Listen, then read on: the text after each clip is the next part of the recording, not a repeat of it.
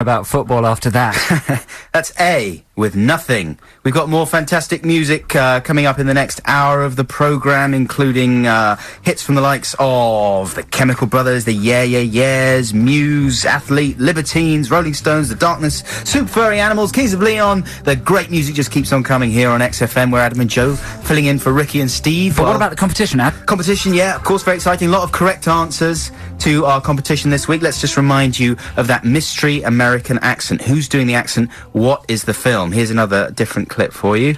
I've pressed the wrong button. Okay, here we go. I've seen many strange things already. Bloody wolves chasing me through some blue inferno. Was on blue inferno? Oh, bloody hell. He's moved differently English. Bloody wolves chasing me through some blue inferno. There's no doot-a-boot-doot. Okay, here's another little clip, though. I can't get enough of this one, personally. I brought him down to Carfax Abbey. Because that's how English people speak, Yes, you know. it has. Carfax Abbey. Yeah, yes, it has. He's most definitely English. Carfax Abbey. Okay, so let's take some callers and see if anyone's got the answer right. Caller number one is Cecilia. Hello, Cecilia. Hello. How you doing? I'm well. Well, you sound bored. No, well, It's just I need to go somewhere. What are you up to, Cecilia? I'm going to Cornwall. Oh, you're in your car? No, I'm sitting at home waiting. Well, so you're not going to Cornwall. You're about to go to Cornwall. About, yeah. Are you going on holiday? No, just for the day. Just for the day? That's a very long way. Yeah. No. We're hoping to stay the night and then maybe come back tomorrow. You're hoping to stay the night. Might they not let you? They probably will. The authorities in Cornwall. Anyway, Cecilia, let's cut to the chase. What was the film? Who was the actor? Richard E. Grant, I think. And what film was it? Just name any Richard E. Grant film. You don't have anything. Sarah and Jack and Sarah, you're Jack thinking. and Sarah, that's it. Jack and Sarah. Richard E. Grant, a British actor. Jack and Sarah, a film set in Britain. Incorrect. No, Cecilia, thank you so much for your call, but... Do I get anything then? You get a weekend in Cornwall. And you get permission officially to stay the night. I'll tell you what, stay the night. Cecilia, because you sound like a nice person, we're going to give you a big CD of club anthems. Oh, don't give her that. That's an insult to Cecilia. You said she sounded like a nice person, and now you're giving her that. Joe, will you just shut up? She likes it. Club Island, summer 2003. All right, yeah. Thank you for calling, Cecilia. Have a great weekend in Cornwall. Bye. Thanks, Cecilia. Okay, incorrect though. Richard, are you there? Yeah, can I change my answer, please? Oh, Richard, no, you cannot. No, you changing the answer. What was your answer that you told us? Richard E. Grant. Was it? Did you really say Richard E. Grant? Richard, you're all over the place. Our producer is saying that that's not the original answer you phoned in with. Okay, fair enough. What was Matt Damon. But Matt Damon? Matt Damon in which film? In Jack and Sarah. Matt Damon in Jack and Sarah. Richard, what do you do for a living, Richard? I'm a central heating surveyor. Oh, really? Well, Richard, I hope you're a better central heating surveyor than you are a purveyor of the knowledge of films, because I'm afraid you're completely off base A with knowledge that. of films purveyor. Yeah. Listen, thanks a lot for calling in, though. We really appreciate it. I bet you Damon does a bad British accent. Has he done a British accent? Did he do one in Talented Mr. Ripley? No, he was American. No, in that, he was wasn't American. I don't think he's strayed onto British soil accent-wise. I wish he would. Katie, are you there? Yep. How are you doing? I'm good, thank you. And yourself? Yeah, very good. Nice to hear from you. Thanks a lot for calling in. Are you in your kitchen, Katie? I'm in the lounge. Are you in the lounge? I thought I recognised the acoustics of a kitchen. Is there a lot of plastic surfaces in your lounge? No, there's nothing. Really? Just moved in. You've just moved in, that's why it's echoey, you see. They're in my room mistake. Katie, what do you think is the answer? Who was the actor? Should we just have one more listen, actually, before we reveal the answer? And here is that accent once again. I've seen many strange things already. Bloody wolves chasing me through some blue inferno. Bloody wolves chasing me through some blue inferno. So who was it, Katie? Keanu Reeves? Yes. What was the film, though? Bram Stoker's Dracula? Absolutely Dracula. right. You're right. Yeah, correct. Congratulations, Katie, that's fantastic. You have won... What's she won? You've won tickets to go and see Ross Noble. Wow. Are you a Ross Noble fan? Yes. Yeah, that's... Of course, everyone is. This show's supposed to be very, very good. Everyone likes to laugh. Everyone likes some madcap buffoonery every now and again, and that's exactly what you're going to get from Noble. No, it's a great show, and I really hope you enjoy it. Plus, we'll bung you a few CDs and stuff, and that kind of thing. I hope your new house goes well. Thank you. Hope you don't break it. Thanks for calling, Katie. Yeah, thanks a lot.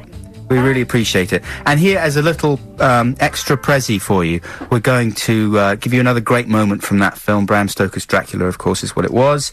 And this is a bit of Gary Oldman, one of my favourite over-actors. Yeah. And this is him in the title role, just acting his Let's hear it. Come on. nuts off. Listen to them, the children of the night.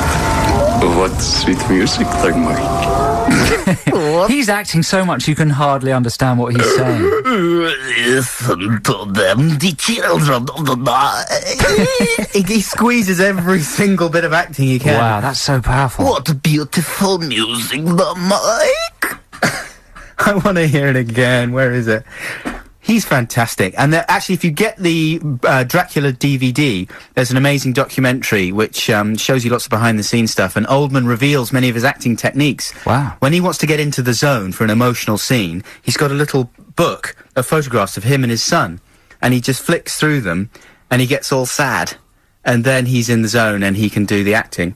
And he carries it around with him, and he shows you the book and stuff.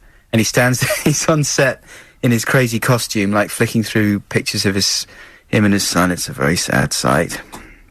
But he's an amazing actor. Listen to them, the children of the night. What sweet music they make. He's not even saying... Is he trying to say Children of the Night? The children of the... Yeah. There you go. That's Sympathy for the Devil, remixed by the Neptunes, Pharrell Williams and Chad Hugo. Is that out already? I think that's out, yeah. I like that. I enjoy it. It's an interesting... You could write a little thesis on, you know, the Rolling Stones being influenced by black music, and then, there you go, black music reclaiming the Rolling Stones. I'm working on a thesis. That would be a fascinating thesis. Yeah. Can you send me a copy? No. Okay, and before that you heard The Darkness with I Believe in a Thing Called Love. You're tuned to XFM 104.9, where Adam and Joe, just filling in for Ricky and Steve. Yeah, don't worry, we won't be around for that long. No, we're going to get fired pretty soon, I would say. So you've had some strange... You've had some strange phone calls this week, Adam. Not strange, just annoying. What sort of phone calls? Do you never get these? You're sat at home. This is assuming that you don't go to work and do a proper job. You're sat at home, you're watching Des and Mel in the afternoon, and the phone rings, and you think, ooh, phone call, exciting. So you go and you pick it up. Hello? And it's... Well, this is already quite a disturbing insight into your life. Come on, I know for a fact that your life is the Watching Des and same. Mel. Okay. You watch Des and Mel? Sometimes. I try not to watch for more than 10 minutes. She's lovely, Mel. Go on, keep talking anyway. Anyway, so the phone, and it's, hello, I'm just calling from your mobile phone home insurance company. It was yesterday. Sometimes it'll be, I'm just calling from your bank, or blah, blah, blah. It'll be the same, whoever's calling from wherever. And I was wondering if you had a few minutes to discuss some of your details with me. And it's those two phrases, a few minutes, and the word to discuss, which send off alarm bells for me. Because you think, a few minutes... I don't know if I have a few minutes, you know, because technically, yes, I'm not doing anything. I'm eating crisps and I'm watching Des and Mel. But when you say a few minutes, how many minutes is that? And what does discuss? What? It's so vague and creepy. So, you know, I sort of just say, well, you know, on this occasion, I had the actual insurance form in front of me that this guy was talking about, and I could see that it was all fine. So this looks fine. What did you want to discuss? It'll only take a few minutes, sir. I just want to discuss the details of the policy with you. Like they haven't just heard what you said. And you say, yeah, but what do you need to discuss? What are we going to be discussing? Well, we just need to check the details are all correct, because if there's any discrepancy and we have the old address or something, it may affect the terms of the policy should you need to make a claim. So far, this sounds like a very reasonable call. It's not reasonable, because he's just saying that he wants to discuss... he wants to check the details of your policy. And I'm telling him he doesn't need to, because they're all He's fine. phoned a weird man who's unemployed and watching Des and Mel and eating crisps. I want to be left in alone. his pants. No, but the thing that to discuss the details of your policy. What does he need to discuss? You tell me, you're the man. What do you need to discuss? The details of your policy. What? I want to make sure you haven't changed address. I haven't. The details are in front of me. They're all Well, correct. we're having a discussion now. I don't want to have a discussion. I tell you what annoys me. Well, carry on. Is that all you're annoyed about? Well, then I get annoyed because they start sounding annoyed. They're like, come on, it's the middle of the afternoon, you're at home, you're obviously watching Des and Mel. What?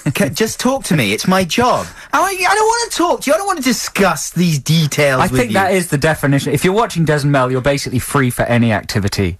Any conceivable activity you're free for. What winds you up Anything. then? Well, there is an emerging trend of it's like chuggers, charity muggers in the street who come and ask for your credit card details. Chuggers, they're called.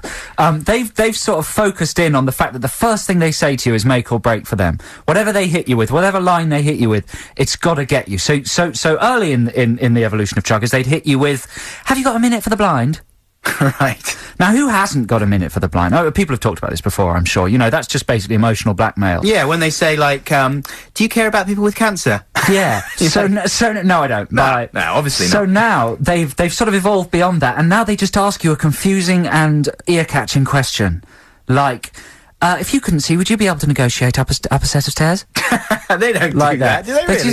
The other day, people rang on my doorbell, and I think they were Jehovah's Witnesses. They were two gentlemen who said, "Excuse me, do you feel that the way people are dressed is influenced by fashion and music?"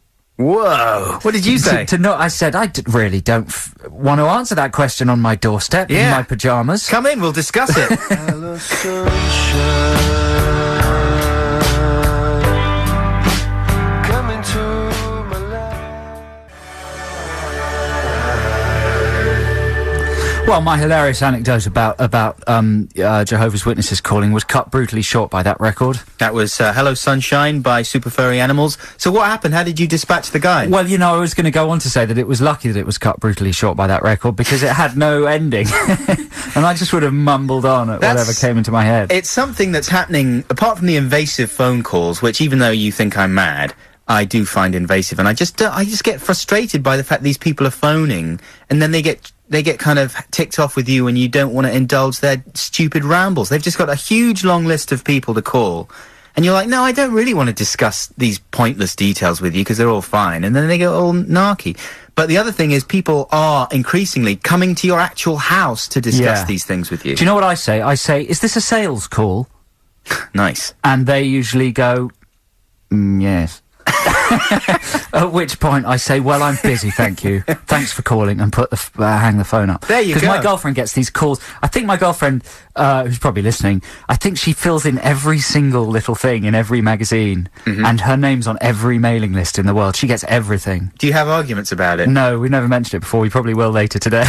But every catalogue going seems to, and every charity is after her for money. She's on every mailing list, basically. Catalogues, Joe, tell me about it. My girlfriend gets them all. They pile up the whole So door my and girlfriend Annabelle gets calls all the time from people saying, "Hello, is I'm going to give away her. Well, I don't know. I'm going to stop talking about this. It's too personal." Yeah. Well, the other thing is that people come to your door. They knock on the door, yeah, and usually the technique I employ is one knock. I won't answer it. Right? Why? Because it doesn't show enough enthusiasm. Yeah. They don't really want to speak to you. It's just one knock. Yeah, I wouldn't answer. One knock wouldn't bother. Because it's probably, especially where I live, some guy who's just about to lie to me to get money out of me. And I usually give it to them. I shouldn't really say that. I usually give it to them. You know, there was one guy who came around... Hang on, stick to the plot. I'm just filling you in on how I deal with the people who knocks. Is because one guy... I used to answer on the first knock all the time, you know. And there was a guy who used to say, "I've just broken down around the corner and... I've bust a fan belt and I just haven't got any money at all and I'm really embarrassed about this, but do you think I live just down the road, number 88, do you think you could give us £9.58 and that's what it costs to buy a new fan belt and I'll give it to you right back, I'll post it through your door." So I'm like, yeah. So I give him a tenner, off he goes, and of course I never saw him again, but I mean He's got a lovely new fan belt. Yeah. Whoever he is. Do you think he really did buy a fan belt? Who knows? Who knows? Anyway, so that's the reason I only answer after 2 knocks now, yeah? Because usually they'll go away, because they'll be trying every house, just 1 knock, and then they'll, F off. But then, there's a new strain of personal callers that persevere with the 2 knocks. So I'm fooled into answering it, and it'll be some guy, like the latest one, was some guy asking me why I'd switched from British Gas to N Power. Oh, this is a very common one, though. This is covered on Watchdog and stuff. Has that happened to you? Yeah. No, they're very, very dodgy. Anybody to do with any power company, you just tell them to go away. But what is They that? use underhand methods to get you to switch your supplies. I've seen it on Watchdog. You want to stay away from that stuff. Are they really not from British Gas? They could be, yeah, but they use underhand. You know, they employ weird companies to do it who aren't. It's all you want to stay away from that sort of thing. This is just a public information announcement. How can I Adam and stay John away XFM. from it? Just don't. You know, anybody trying to switch your electricity supply, stay away. But I'm worried about what's the point of this conversation. What do you mean? What's the point of any conversation? Well, I just.